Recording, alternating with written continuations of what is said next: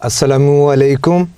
आज हम unit number 14 यानी रिप्रोडक्शन की बात करेंगे।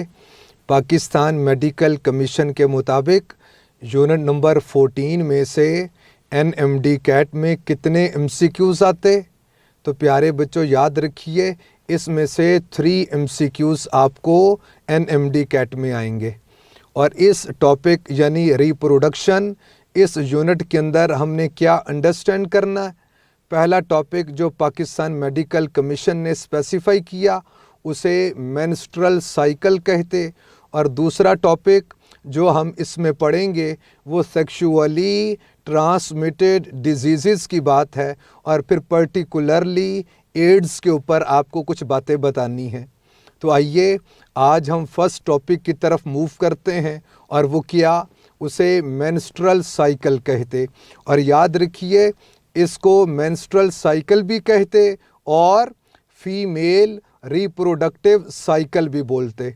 सबसे पहले आप बता दीजिए कि व्हाट इज़ साइकिल। याद रखिए, हम कहते periodic repetition of events is known as cycle. अगर कुछ इवेंट्स हों और वो रेपिटेटिव फैशन के अंदर हों तो उसे साइकिल बोलते।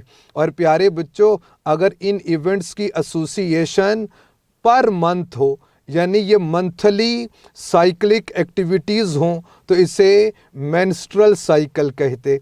याद रखिए, मेंस की एटमोलॉजी मंथली है। चूँकि 28 डेज टेकिंग होते इसीलिए हम इसे मेंस्ट्रुअल साइकिल बोलते। 28 डेज़ का एक मंथ होता है, तो प्यारे बच्चों 28 डेज़ की cyclic activity that is associated with uterus and ovaries is known as menstrual cycle, also known as female reproductive cycle. तो ये जो स्टेटमेंट आपको बता दी, यही 2020 एनएमडी कैट में एमसीक्यू की सूरत में थी। आप देख लीजिए किस कदर आसान होता है। यानी स्टेटमेंट कुछ ऐसे थी कि 28 days containing cyclic events that are associated with ovaries and uterus is known as menstrual cycle, also known as female reproductive cycle. तो प्यारे बच्चों, अगर आप इस फीमेल रिप्रोडक्टिव साइकिल एक दफा बता दीजिए, व्हाट इज साइकिल। तो प्यारे बच्चों याद रखिए, साइकिल क्या होती? Repetition of events that are associated with female reproductive system is known as female reproductive cycle, also known as menstrual cycle. चूँकि मेंस की एटमोलॉजी मंथली है, चूँकि ये monthly cyclic activity of egg formation या monthly cyclic activity that is associated with female reproductive system is known as menstrual cycle. इस menstrual cycle की बात की जाए तो इसके अंदर आपको 2 साइकिल्स मिलती हैं। इसका क्या मतलब? इसका मतलब ये है कि 2 जगहों पर आपको रेपिटिशन ऑफ इवेंट्स मिलते हैं। प्यारे बच्चों, कहाँ कहाँ पर? हम कहते हैं वो इवेंट्स जो ओवरीज के अंदर होते उसे हम लोग बोल देंगे क्या? Ovarian cycle. और प्यारे बच्चों, वो इवेंट्स जो यूट्रस के अंदर हो रहे होंगे उन्हें हम लोग बोल देंगे यूटराइन साइकिल। अब आप इन इवेंट्स की बात कीजिए और ओवेरियन साइकिल की बात कीजिए, यूटराइन साइकिल की बात कीजिए, इसके फर्दर कुछ स्टेप्स होते हैं। और वो स्टेप्स कौन कौन से? अगर आप पहला स्टेप जो ओवरी के अंदर होता है उस फेज़ को हम लोग बोलते हैं क्या? Follicular phase.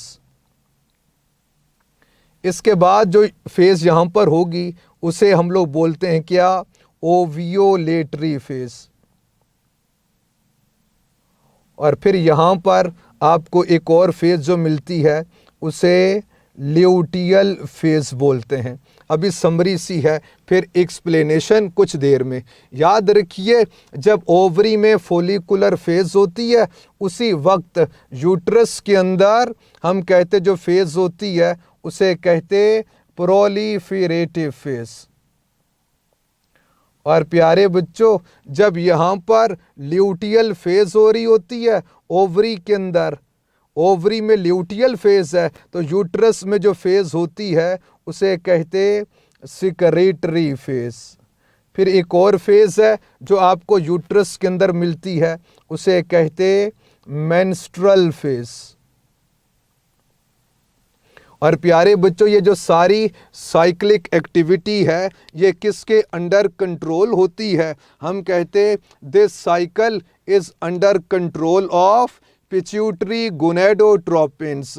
गोनेड तो आपको मालूम ओवरीज को कहते, टेस्टिस को कहते, ट्रोपोस बेंडिंग को कहते, हमने स्टिमुलेशन के साथ एसोसिएट किया। तो याद रखिए, ऐसे हार्मोन्स जो पिट्यूटरी से आए और गोनेड्स को, ओवरीज को स्टिमुलेट करें, उन्हें क्या कहेंगे? पिट्यूटरी गोनेडोट्रोपिन्स।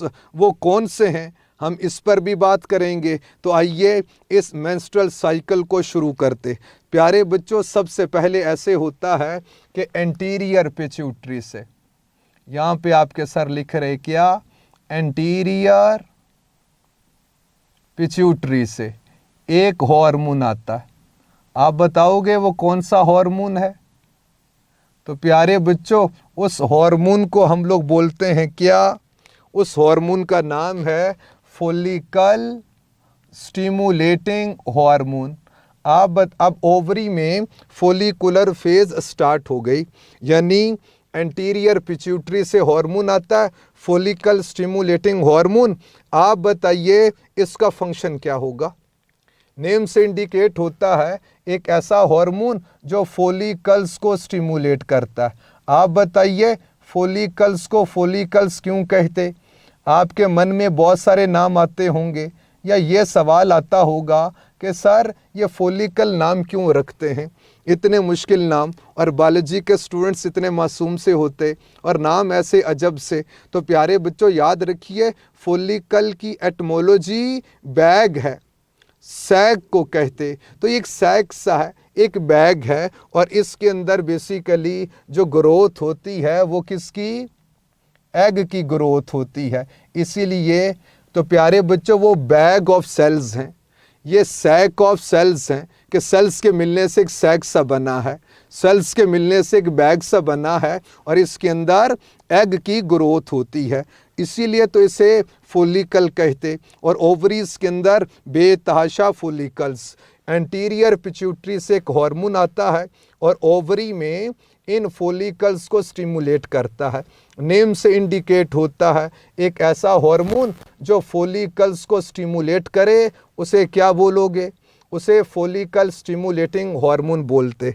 प्यारे बच्चों, फोलिकल स्टिमुलेटिंग हार्मोन का लेवल इंक्रीज होगा तो ये फोलिकुलर सेल्स ये एक हार्मोन को सिक्रेट करेंगे, और उस हार्मोन को आपको मालूम क्या बोलते?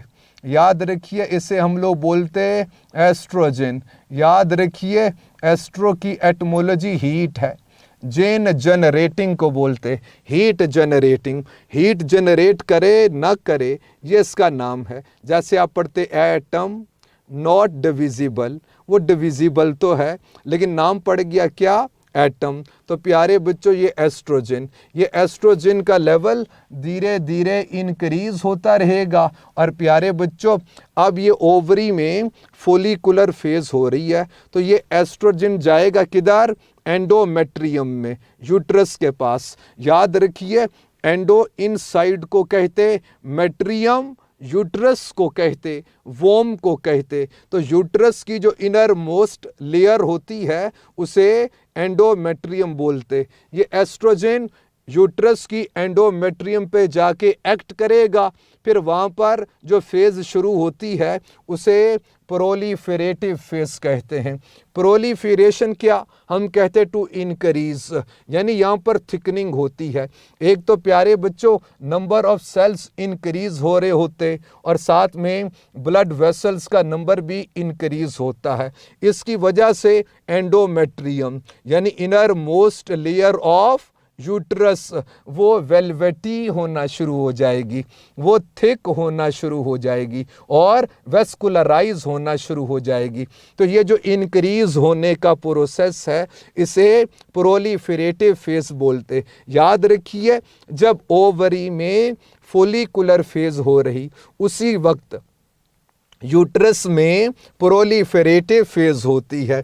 और प्यारे बच्चों जाहिर बात है जब फोलिकल स्टिमुलेटिंग हार्मोन आता है तो ओवरीज में तो बेतहाशा फोलिकल्स बहुत सारे स्टिमुलेट होते हैं, लेकिन उनमें से सरवाइव एक ही करेगा। बकिया की एपोप्टोटिक फैक्टर्स और कुछ और फैक्टर्स हैं जिनकी वजह से डिसइंटीग्रेशन हो जाएगी, एपोप्टोसिस हो जाएगी। सिर्फ एक वक्त में एक ही फोलिकल सरवाइव करेगा, एक ही फोलिकल की ग्रोथ होती रहेगी और जो रिमेनिंग फोलिकल्स की डिसइंटीग्रेशन हो गई, एपोप्टोसिस हो गई, इस प्रोसेस को कहते फोलिकुलर एटरीजिया। एटरीजिया कहते नो परफोरेशन, नो पोर फॉर्मेशन। तो चूंकि उसमें पोर बनेगा ही नहीं, उसमें से ओव्यूलेशन एग निकलेगा ही नहीं, इसीलिए चूंकि उसकी डिसइंटीग्रेशन हो गई तो नो पोर फॉर्मेशन, नो परफोरेशन, तो इसीलिए कहते फोलिकुलर एटरीजिया। तो प्यारे बच्चों फिर क्या होगा, एस्ट्रोजन का लेवल बढ़ता रहेगा और इसका फिर फोलिकल स्टिमुलेटिंग हार्मोन के ऊपर नेगेटिव फीडबैक होता है। फोलिकल स्टिमुलेटिंग हार्मोन का लेवल कम होता रहेगा। प्यारे बच्चों फोलिकल स्टिमुलेटिंग हार्मोन के कम होने से और एस्ट्रोजन के लेवल के इंक्रीज होने से एंटीरियर पिट्यूटरी को स्टिमुलेशन मिलती है और एक और हार्मोन फिर यहाँ से आता है और उस हार्मोन का नाम आपको मालूम क्या, यानी एंटीरियर पिट्यूटरी से एक हार्मोन आएगा उसे बोलेंगे ल्यूटिनाइजिंग हार्मोन। मैं अभी बताऊंगा कि इसको ल्यूटिनाइजिंग हार्मोन क्यों बोलते। याद रखिए ये जो मैच्योर फोलिकल्स हैं इन्हें हम लोग फिर बोलते हैं ग्राफियन फोलिकल्स। ग्राफियन क्यों कहते, साइंटिस्ट का नेम है। अगर प्यारे बच्चों कोई और देखता और उस साहब का नाम कुछ और होता तो किसी और नाम से पढ़ते। तो मैच्योर फोलिकल, जिस फोलिकल की ओव्यूलेशन हो सकती हो, जिस फोलिकल में से रिलीज ऑफ ओवम एग हो सकती हो, उसे ग्राफियन फोलिकल कहते। प्यारे बच्चों ये ल्यूटिनाइजिंग हार्मोन ग्राफियन फोलिकल पे, वेजिकुलर फोलिकल पे एक्ट करेगा और फिर ओव्यूलेशन हो जाएगी। ओव्यूलेशन क्या, हम कहते हैं release of ovum from follicles as well as ovary is known as ovulation. तो प्यारे बच्चों फिर क्या होगा, नेक्स्ट ज़रा देख लीजिए। हम लोग कहते ये ओव्यूलेशन होने लगी और ये प्यारे बच्चों ये आ गया कौन, ये एग आ गया। और आप ज़रा गौर कीजिए यहाँ पर सर ने जब ये जो फेज़ थी तकरीबन 5 आवर्स कंटेनिंग होती है इस ओव्यूलेटरी, इसको ओव्यूलेटरी फेज़ कहते। ओवरी के अंदर ओव्यूलेटरी फेज़ होती है, इसके सामने कुछ भी नहीं लिखा। क्यों, ये आपको यहाँ से कुछ देर में समझ आएगा। ये जो फोलिकुलर सेल्स हैं ये ओव्यूलेशन के बाद एक बॉडी में चेंज हो जाते और इनको रप्चर्ड फोलिकल्स कहते। और वो जो प्यारे बच्चों रप्चर्ड फोलिकल्स हैं आप उनको देख लीजिए, इसे हम लोग बोलते हैं क्या, कॉर्पस ल्यूटियम। आपके मन में और भी नाम आते होंगे, आप बताइए अगर कोई आता है तो हम वो रख लेंगे। तो याद रखिए नहीं रखते। कॉर्पस की एटमोलॉजी बॉडी है, ल्यूटियम येलो को कहते। तो चूंकि येलो बॉडी होती है इसीलिए हम इसे क्या बोलते, कॉर्पस ल्यूटियम। तो प्यारे बच्चों जब ल्यूटिनाइजिंग हार्मोन आएगा ओव्यूलेशन हो जाएगी। आपसे पूछना ovulation causing hormone is luteinizing hormone and corpus luteum forming hormone इस, इसीलिए तो ल्यूटिनाइजिंग हार्मोन कहते हैं कि इसकी वजह से कॉर्पस ल्यूटियम येलो बॉडी की फॉर्मेशन होती है। इसको इसीलिए तो ल्यूटिनाइजिंग हार्मोन बोलते कि ये कॉर्पस ल्यूटियम की मेंटेनेंस भी कर रहा है और स्टिमुलेशन करता रहेगा। ये जो कॉर्पस ल्यूटियम है जब ये बन गई तो अब फेज़ शुरू हो जाएगी, ओवरी में फेज़ शुरू हो जाएगी ल्यूटियल फेज़, यानी a phase that is associated with corpus luteum, ये शुरू हो जाएगी। ये जो कॉर्पस ल्यूटियम ये टेम्परेरी एंडोक्राइन ग्लैंड के तौर पे एक्ट करती है और यहाँ से प्यारे बच्चों एक हार्मोन आता है, उस हार्मोन को हम लोग बोलते हैं क्या, प्रोजेस्टेरोन। प्रोजेस्टेरोन वैसे बेयरिंग को कहते, ये बेबी बेयरिंग में हेल्प करता है। तो प्यारे बच्चों ये जो प्रोजेस्टेरोन है ये जाकर फिर एक्ट करेगा यूट्रस की इनर मोस्ट लेयर पे और उसे क्या बोलते, एंडोमेट्रियम। एंडो इनसाइड को कहते, मेट्रियम यूट्रस को, वोम को कहते। उस पर जब एक्शन होगा तो प्यारे बच्चों फिर क्या होगा, सिक्रीटरी फेज शुरू हो जाएगी, किधर, यूट्रस में। आप देखिए ओवरी में जब ल्यूटियल फेज है तो उस वक्त यूट्रस में कौन सी फेज हो रही है, सिक्रीटरी फेज। इस फेज में क्या होगा, इसमें बेतहाशा एक तो प्यारे बच्चों नंबर ऑफ सेल्स इंक्रीज हो रहे होंगे, बहुत ज़्यादा थिकनिंग हो रही होगी, ब्लड वेसल्स का नंबर इंक्रीज हो रहा होगा, वेस्कुलराइजेशन हो रही होगी, मैक्सिमम थिकनिंग ऑफ एंडोमेट्रियम। ये किसकी वजह से होती है, ये प्रोजेस्टेरोन की वजह से होती है। और जब ओवरी में ल्यूटियल फेज होती है उस वक्त यूट्रस में, ओवरी में ल्यूटियल फेज है तो यूट्रस में उस वक्त सिक्रेटरी फेज होती है। अच्छा प्यारे बच्चों ये प्रोजेस्टेरोन को सिक्रेट करता रहेगा, एंडोमेट्रियम की मेंटेनेंस रहेगी। लेकिन अगर फर्टिलाइजेशन ना हो तो याद रखिए कॉर्पस की मेंटेनेंस के लिए जो स्टिमुलस है वो स्पर्म फिर फर्टिलाइजेशन है। तो प्यारे बच्चों अगर तो फर्टिलाइजेशन नहीं हो रही तो कॉर्पस ल्यूटियम की मेंटेनेंस नहीं हो पाएगी, इसकी डीजेनरेशन हो जाएगी। अगर कॉर्पस ल्यूटियम की डीजेनरेशन हो गई तो फिर मज़ीद प्रोजेस्टेरोन आना स्टॉप हो जाएगा और इसका एंडोमेट्रियम पे जो स्पोर्टिव इफ़ेक्ट था वो नहीं रहेगा, फिर एंडोमेट्रियम की डीजेनरेशन होना शुरू हो जाएगी। और प्यारे बच्चों detached tissue of endometrium, detached cells of endometrium और ब्लड वेसल्स ये सेलुलर डेब्रिस की सूरत में, ब्लीडिंग के सूरत में वेजाइना के थ्रू बॉडी से एलिमिनेट होना शुरू हो जाएगा। और ये जो लास्ट में यूट्रस की डिसइंटीग्रेशन, एंडोमेट्रियम की डिसइंटीग्रेशन की वजह से वो जो सेलुलर डेब्रिस की एलिमिनेशन होती है इसे मेंस्ट्रुअल फेज कहते, मेंस मंथली को कहते। चूँकि ये मंथली होती है इसलिए हम इसे मेंस्ट्रुअल फेज कहते। ये जो सारा प्रोसीजर आपने पढ़ लिया, आइए इसको एक दफ़ा डायग्राम्स की सूरत में देख लें। प्यारे बच्चों ये जो इवेंट्स हैं याद रखिए ये यूट्रस से लिंक करते हैं। तो अगर आप कहें तो मैं इसको लिख दूं कि ये जो इवेंट्स हो रहे इसे हम लोग बोलते कि ये यूटराइन साइकिल के हैं, यूटराइन साइकिल के। और प्यारे बच्चों ये जो फेज हो रही है ये ओवरी में, तो मैं यहाँ पर लिख रहा हूँ क्या, ये ओवेरियन साइकिल के स्टेप्स हैं। एक दफ़ा फिर सुन लीजिए, समझ लीजिए। आप बताइए होता क्या है कि एंटीरियर पिट्यूटरी से कुछ हार्मोन्स आते। एनएमडी कैट 2020 के अंदर जो दूसरा एमसीक्यू पूछा गया, पहला तो मैंने बता दिया कि 28 days taking cyclic events that are associated with ovary and uterus is known as menstrual cycle और फीमेल रिप्रोडक्टिव साइकिल। एक एमसीक्यू ये है। दूसरा एमसीक्यू उन्होंने पूछा कि भाई वो कौन से हार्मोन्स हैं जिन्हें पिट्यूटरी गोनेडोट्रोपिन्स कहते। पिट्यूटरी तो आपको मालूम, गोनेड ओवरीज टेस्टिस को कहते, ट्रोपिन स्टिमुलेशन को कहते। तो एंटीरियर पिट्यूटरी से कुछ हार्मोन्स आते जो गोनेड्स को स्टिमुलेट करते, उन्हें पिट्यूटरी गोनेडोट्रोपिन्स कहते। आप यहाँ पर देखकर बताइए कि कौन से पिट्यूटरी गोनेडोट्रोपिन्स हैं।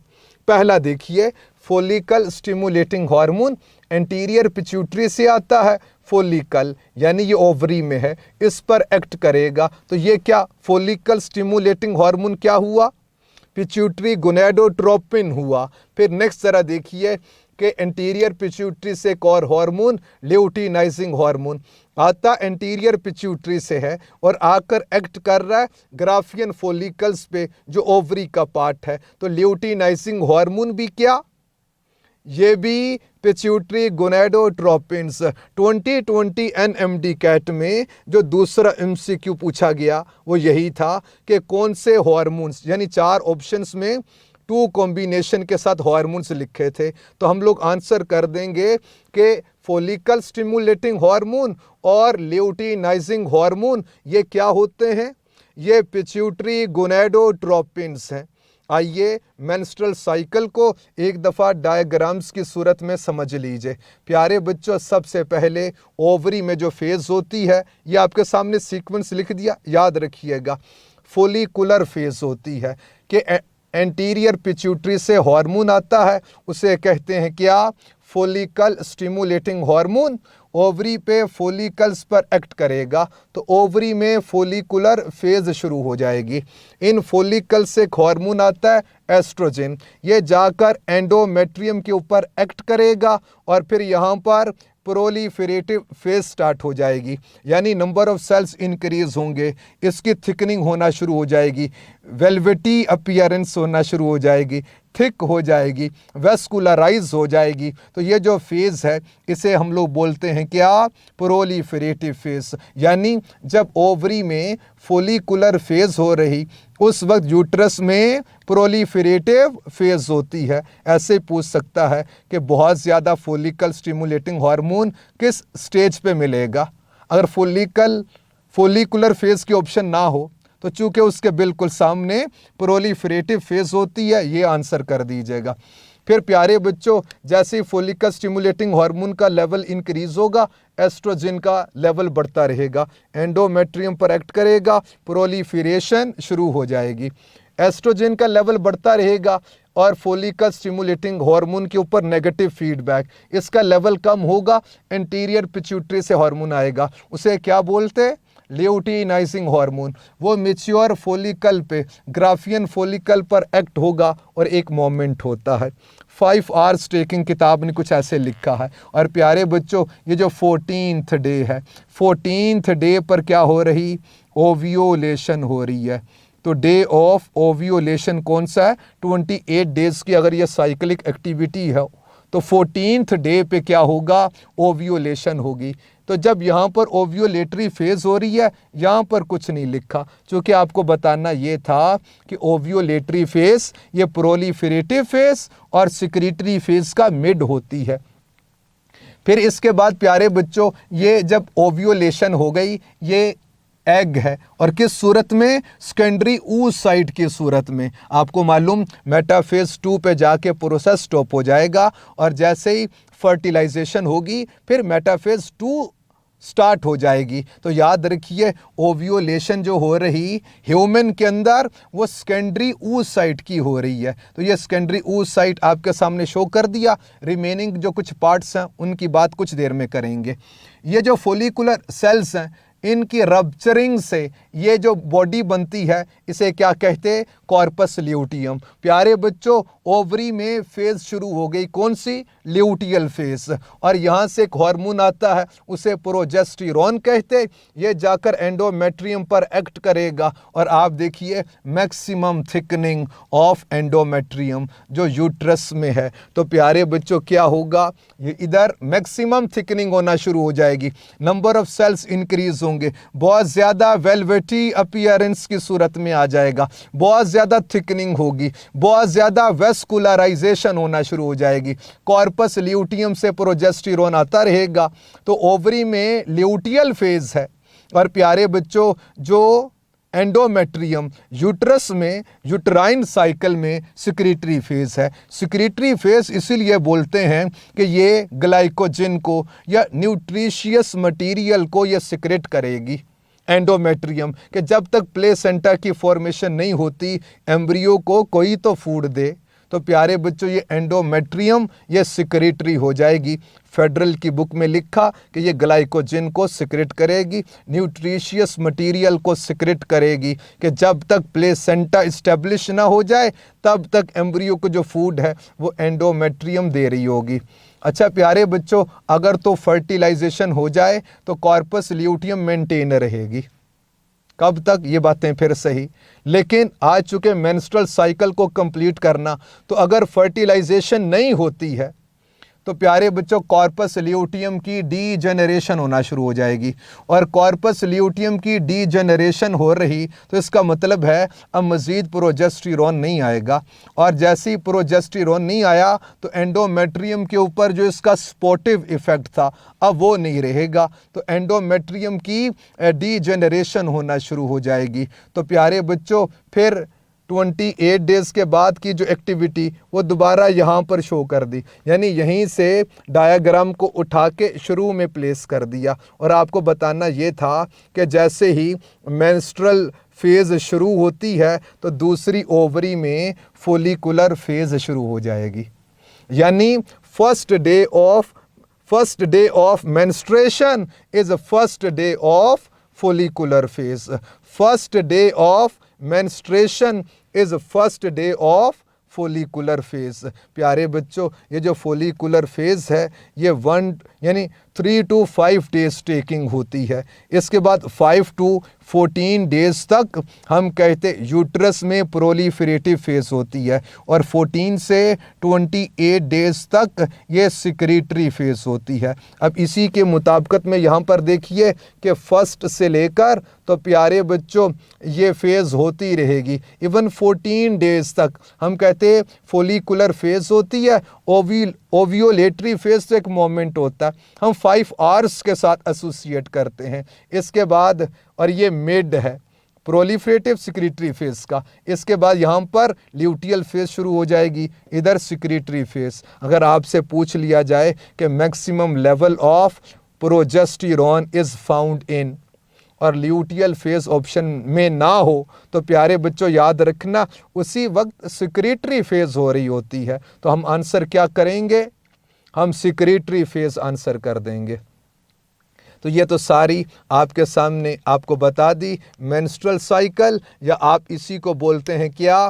Female reproductive cycle. प्यारे बच्चों ये नॉर्मल हेल्दी ये नॉर्मल रिप्रोडक्टिव हेल्थ है अगर मंथली फैशन के अंदर मेंस्ट्रुएशन होती रहे। और प्यारे बच्चों ये साइक्लिक एक्टिविटी ये प्यूबर्टी पे स्टार्ट होती है, और फर्स्ट टाइम जब ये मेंस्ट्रुअल एक्टिविटी होती है, जब ये साइक्लिक एक्टिविटी होती है, फर्स्ट टाइम जब होती है तो इसका नाम है क्या?